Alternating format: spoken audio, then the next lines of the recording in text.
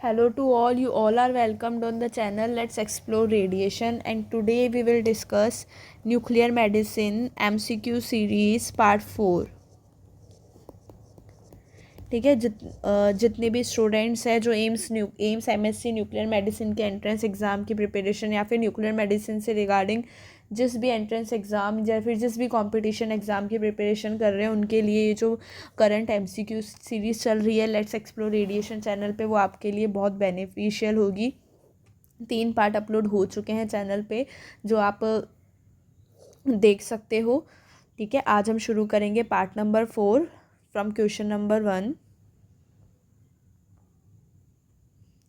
Question number 1 बोल रहा है SPECT is more technically demanding than planar imaging, which of the following will not create artefacts in the tomographic images. Question पूछ रहा है जो SPECT है वो टेक्निकली मोर डिमांडिंग है as compare to planar imaging, तो इनमें से ऐसा कौन सा आर्टिफैक्ट है जो कि टोमोग्राफिक इमेजेस में क्रिएट नहीं होगा। Which of the following will not create artefacts in the tomographic images, इनमें से ऐसा कौन सा पॉइंट है जिसकी वजह से आर्टिफैक्ट्स क्रिएट नहीं होंगे। पहला ऑप्शन क्या बोल रहा है, पेशेंट मोशन ड्यूरिंग इमेजिंग, दूसरा बोल रहा है स्कैटर्ड रेडिएशन, तीसरा बोल रहा है ring artifact due to defects in the collimator, misalignment of the centre of rotation with the detector axis.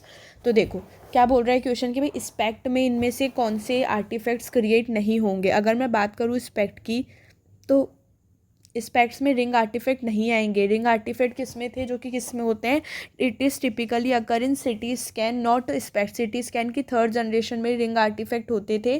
ठीक है, स्पेक्ट में रिंग आर्टिफैक्ट नहीं होते हैं। Patient motion during imaging, motion blur, scatter radiation की वजह से, मिस अलाइनमेंट की वजह से, इन तीनों पॉइंट्स की वजह से आर्टिफैक्ट क्रिएट हो सकते हैं स्पेक्ट स्कैन में। नेक्स्ट क्वेश्चन पे चलते हैं, क्वेश्चन नंबर 2। क्वेश्चन नंबर 2 बोल रहा है uncorrected flood field non uniformities cause artifacts in tomographic reconstruction. ठीक है, पूछ रहा है कि जो uncorrected flood field non uniformities है वो आर्टिफैक्ट कोज करती है टोमोग्राफिक रिकंस्ट्रक्शन में। कैसे, irregular artifact, drop out, circular या फिर अनड्यूलेटिंग। अगर मैं बात करूँ इसकी तो क्या हो जाएगा भाई, नॉन यूनिफॉर्मिटीज़ है अगर gamma cameras flood field appear as circular artifact. ठीक है, अगर नॉन यूनिफॉर्मिटीज़ है गामा कैमरा में तो वो हमें कैसे दिखाई देंगे, अपेयर एज सर्कुलर आर्टिफैक्ट्स। ठीक है, appear as circular artifacts in स्पेक्ट्रोमोग्राम्स।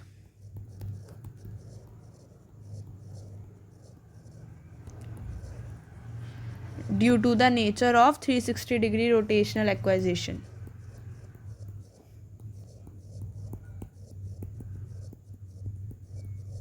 Rotational acquisition.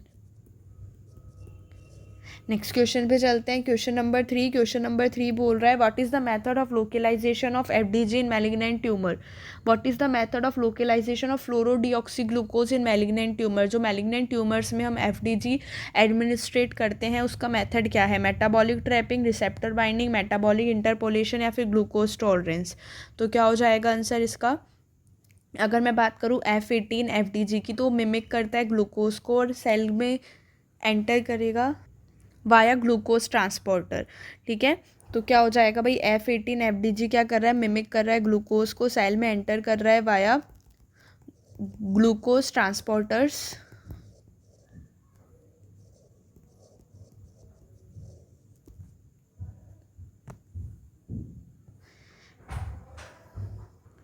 ठीक है, तो जो अगर हम बात करेंगे ट्यूमर की तो ट्यूमर के अंदर क्या होता है, high glucose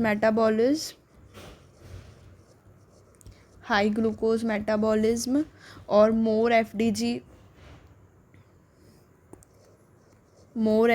Uptake and retention.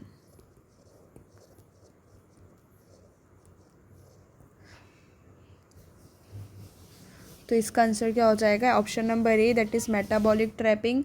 कि भाई जो जब हम एफडीजी को कैसे लोकलाइज करेंगे मैलिग्नेंट ट्यूमर में, तो जब एफडीजी जाएगा 18 एफडीजी तो क्या हो जाएगा, ट्यूमर हाई ग्लूकोज मेटाबॉलिज्म में तो ट्यूमर क्या कर लेगा, एफडीजी को ट्रैप कर लेगा, ज़्यादा एफडीजी का अपटेक और रिटेंशन हो जाएगा। ठीक है, बिकॉज ट्यूमर है high glucose metabolism. Next question पे चलते हैं, which among the following generator will show secular equilibrium.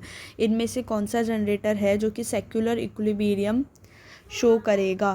पहला ऑप्शन है टिन 113 टू इंडिया। N13M, ठीक है। तो क्या हो जाएगा इसका आंसर कि भाई इनमें से कौन सा जनरेटर है जो सेक्युलर इक्विलिब्रियम शो करेगा। तो सबसे पहले आपको ये पता होना चाहिए कि भाई सेक्युलर इक्विलिब्रियम होता क्या है। तो सेक्युलर इक्विलिब्रियम कब होगा, when parent has much longer half life than their daughter.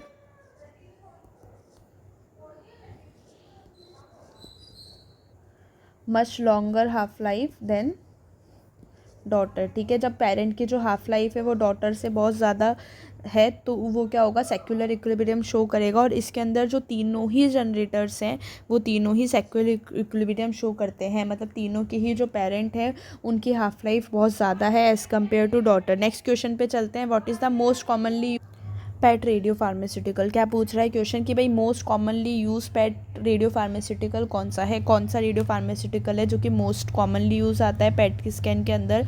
पहला ऑप्शन है F18 FDG, दूसरा है N13 अमोनिया, तीसरा है कार्बन 11 लेबल्ड कार्बन डाइऑक्साइड, चौथा है ऑक्सीजन 15 H2O। तो क्या हो जाएगा आंसर, जो मोस्ट वाइडली यूज पेट ट्रेसर है जो कि ग्लोबली ऑन्कोलॉजी, न्यूरोलॉजी और कार्डियोलॉजी में यूज़ होता है वो कौन सा हो जाएगा, F18 FDG, F18 फ्लोरोडिऑक्सी ग्लूकोज, ठीक है। कार्बन 11, नाइट्रोजन 13 और H2O की अगर मैं बात करूँ ये भी यूज़ होते हैं लेकिन लेस फ्रिक्वेंटली, क्योंकि इसकी जो हाफ लाइफ होती है वो बहुत ज़्यादा शॉर्ट है तो इसकी लिमिटेशंस हो जाएंगे, ठीक है।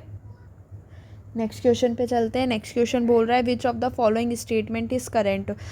चार ऑप्शन दिए गए हैं, पूछ रहा है कि भाई कौन सा स्टेटमेंट करेक्ट है। पहला ऑप्शन बोल रहा है FDG is the only F18 compound ever synthesize for nuclear medicine uses, ठीक है। पहला ऑप्शन क्या बोल रहा है कि भाई F18 ही एक ऐसा कंपाउंड है जो कि सिंथेसाइज हो सकता है न्यूक्लियर मेडिसिन यूजेस के लिए, ठीक है। तो ये ऑप्शन गलत है भाई, F18 यूज़ तो होता है but not just in FDG but also in F18 NAF, F DOPA and F meso et cetera.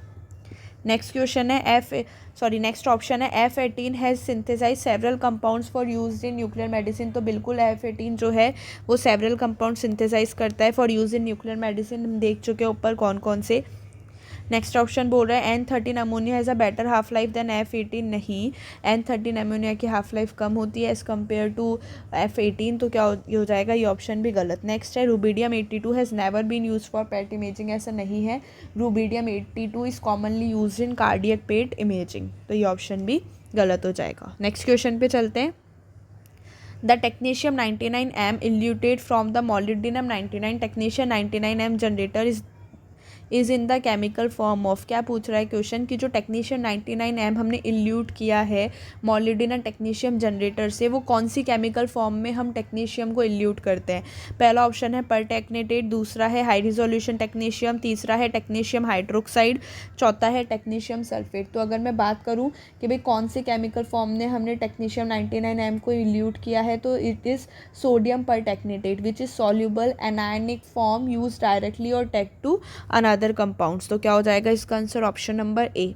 Next question पे चलते हैं। Question number 8, the parent daughter relationship in a molybdenum technetium generator is a classical example of. अगर बात करें molybdenum technetium generator की तो उसके अंदर जो पेरेंट और डॉटर न्यूक्लियाई का रिलेशनशिप रहेगा वो किसका एग्जाम्पल है, dynamic stability, secular equilibrium, transient equilibrium या फिर रिवर्स आइसोमेरिक ट्रांजिशन। तो क्या हो जाएगा आंसर भाई, क्या होता है मॉलिब्डेनम टेक्नीशियम जनरेटर के अंदर क्या है, जो मॉलिब्डेनम 99 है पेरेंट की हाफ लाइफ कितनी है 66 आवर्स, ठीक है। और जो टेक्नीशियम 99M है डॉटर, उसकी हाफ लाइफ कितनी है 6 आवर। तो मतलब ये सेक्युलर इक्विलिब्रियम हो गया जिसके अंदर पेरेंट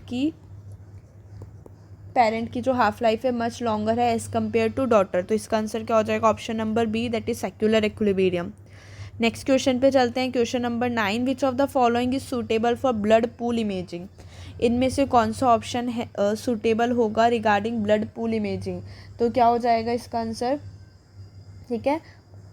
तो ब्लड पूल इमेजिंग में हम क्या यूज़ करते हैं, ब्लड पूल इमेजिंग में हम यूज़ करते हैं RBC labelling with technetium 99M,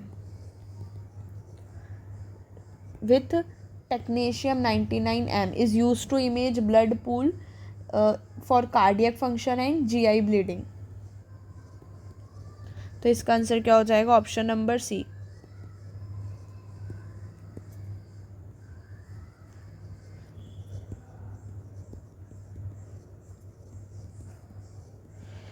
तो इसका आंसर क्या हो जाएगा? Option number C. Next question पे चलते हैं। क्वेश्चन नंबर 10 बोल रहा है a pinhole collimator is valuable for imaging. Type of collimator हमने एमसीक्यू सीरीज़ फर्स्ट में देखे थे और मैंने पूरा अच्छे से समझाया था जो भी कॉलीमीटर यूज़ होते हैं न्यूक्लियर मेडिसिन के अंदर। अभी क्वेश्चन बोल रहा है जो पिन होल कॉलीमीटर है वो कौन से ऑर्गन की इमेजिंग के लिए वैल्यूएबल रहेगा या फिर यूज़फुल रहेगा। पहला ऑप्शन है large flat organs, example liver, large compact organs like brain, small organs like thyroid या फिर द एसके। तो क्या हो जाएगा आंसर इसका? ठीक है, अगर मैं बात करूँ पिन होल कॉलीमीटर्स की, ठीक है, अगर मैं बात करूँ पिन होल कॉलीमीटर्स की, तो जो पिन होल कॉलीमीटर्स होते हैं वो वैल्यूएबल रहेंगे। पिन होल नाम से ही पता पड़ रहा है भाई, पिन होल बहुत ही छोटे साइज वाले ऑर्गन्स। तो क्या हो जाएगा आंसर इसका? स्मॉल ऑर्गन, जैसे कि थायराइड की स्टडी करने के लिए जो पिन होल कॉलीमीटर है वो वैल्यूएबल रहेगा।